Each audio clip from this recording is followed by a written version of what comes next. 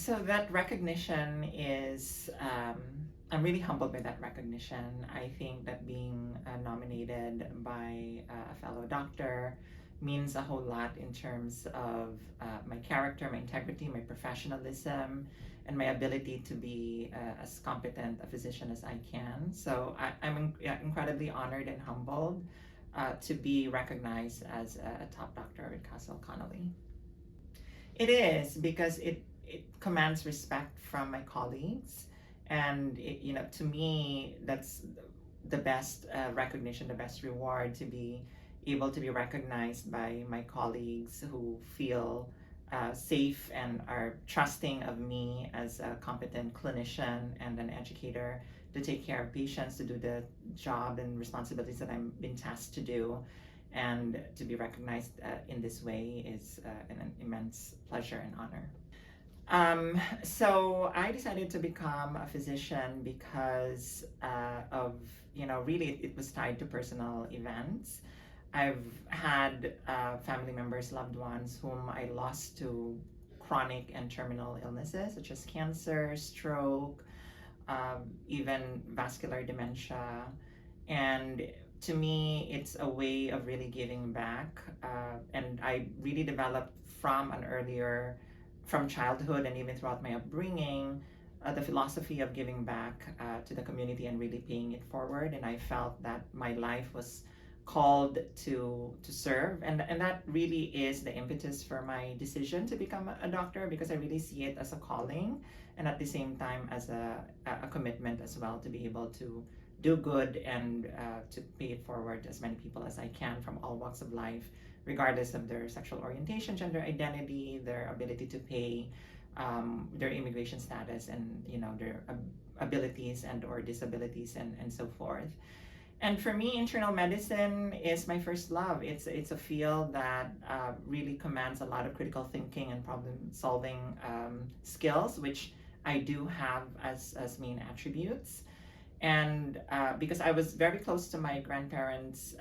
growing up, and they partially raised me, it really attracted me to the field, the subspecialty of geriatric medicine, which I pursued after completing my internal medicine residency training. But not only that, I ended up doing a second fellowship in hospice and palliative medicine, again because of the connections, the personal connections that I have with people that I love, whom I've lost to serious illness like cancer. I will say that being a member of the LGBTQ plus QI plus community, I do want to include the intersex and gender diverse communities as well, because oftentimes they are excluded. So I would actually say, as a member of the LGBTQI plus community, I am so proud to be able to give back to the community. And as I've mentioned, I live a life of selfless service towards others, and it has really, fortified and strengthened my commitment to provide service to the underserved, especially to this marginalized group.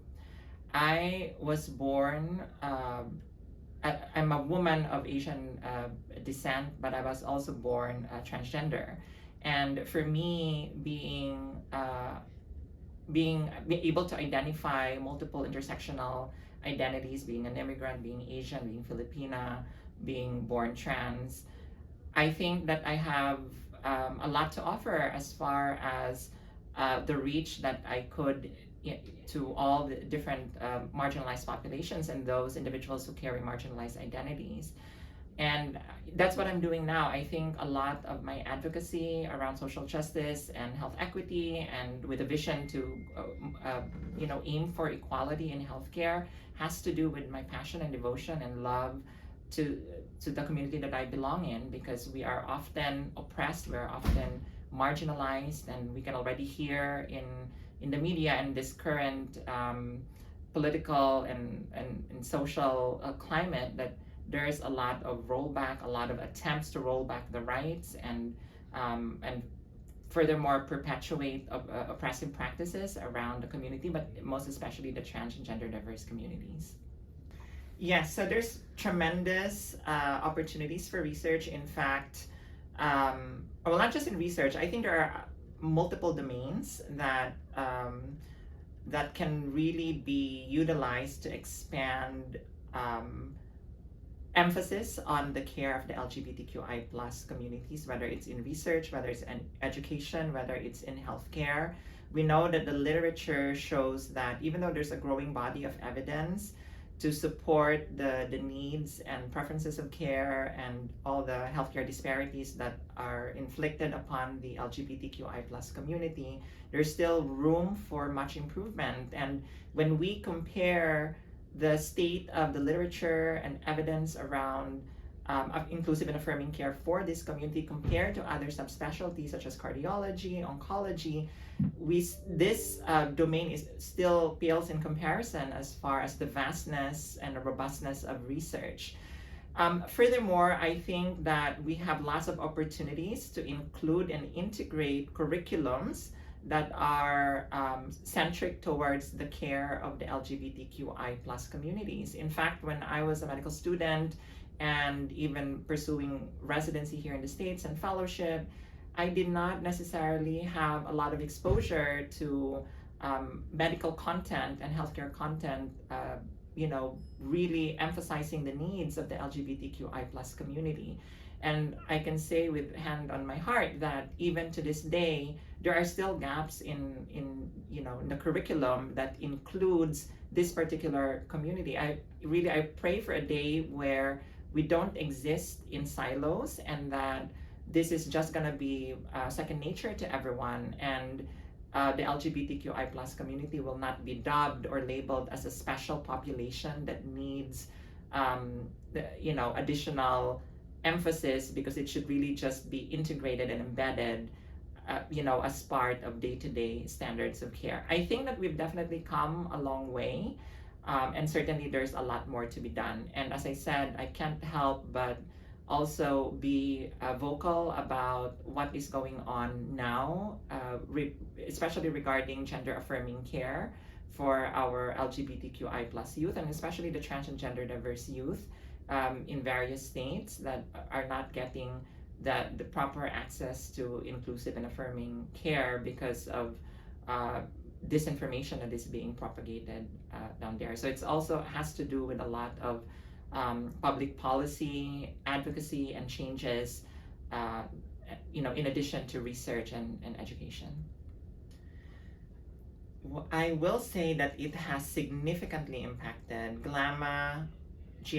Health Professionals Advancing LGBTQ Equality, is such a powerful organization because it has a clout, it has a voice,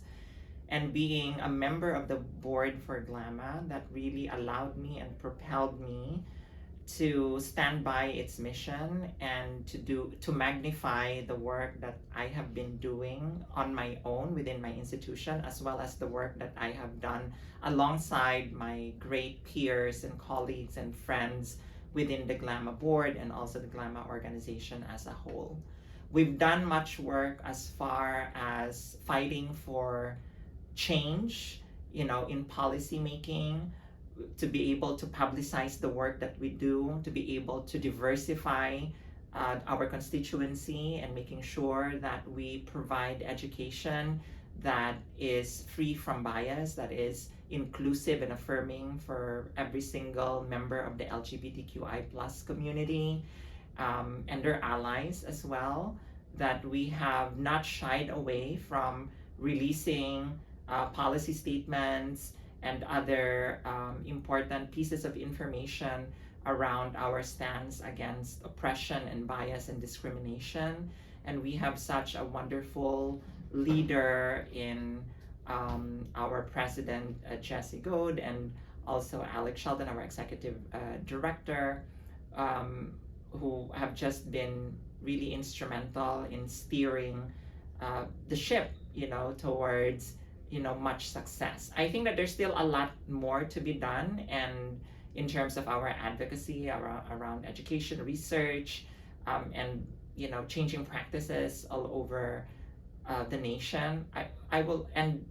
We're all in this together, and I think that that's one beautiful thing about the work that we're doing, because everyone is just so collaborative and really empowers every single profession, and the constituency at GLMA, it's not only restricted to physicians. We have a lot of psychologists on there, social workers, we have physician associates, we have nurse practitioners, we have nurses. Really, every member of a healthcare team or a healthcare institution is represented, and this is what I love about this organization. I think that it is unique in its own, that people nationally and also internationally look up to the organization to be a beacon of hope, to be a beacon of light for everyone, and and by championing all the different goals that we have to achieve equity and eventually equality for healthcare for the LGBTQI plus community, I think that we're on our continuing and exciting road to progress. So I think it starts with educating our healthcare providers. I think that if we include LGBTQI plus healthcare content in the curriculums, that will really spell a huge difference in terms of how healthcare providers, and not just physicians, this really should trickle, through all different healthcare professions, be it social work, nursing, physician associates, nurse practitioners. This should really all be embedded in the curriculum, because that is a very powerful practice change that we can do. Second of all, I think that being inclusive with our working environments, such as our clinics, our hospitals, nursing homes, if we have policies in place, if we have mission statements decrying, disavowing, discrimination and biases, these are really going to be helpful for our patients who belong to this community. Having paraphernalia that signifies inclusivity, such as a rainbow flag, a trans flag, some handouts regarding LGBTQI plus care. Those are things that we can definitely do. The other thing I think is being able to have a loud voice as far as advocacy, again, and that can be constituted within your, or implemented within your own departments, and trickling all the way up to the C-suites, leadership, and even beyond your institution, being able to make sure and not just have policies in place, but also protect these policies from being rolled back, because this is what we're up against. And also having a loud voice to be able to lobby and to go to Washington, D.C. and really advocate. And of course, tap into organizations that really support the LGBTQI plus community, such as GLMA, SAGE is another one, and there are other healthcare organizations that really cater towards the LGBTQI plus community, such as Cal and Lord in New York City, APICHA, which is also in New York City, Fenway in Boston, UCSF, Center for Transgender Medicine and Surgery, and also my very own Mount Sinai Health System, which is again very inclusive and affirming for the community. We have a Center for Transgender Medicine and Surgery here. We have LGBTQI plus clinics. I've recently worked with a resident from Tel Aviv to create an observership curriculum for him to be able to bring back to Tel Aviv, as he's planning to start an LGBTQI plus clinic. These are important programs and pathways and strategies that we can do to ensure that the care for this community is really truly inclusive and affirming. And when we put our words out, we should also match them with really true actions as well.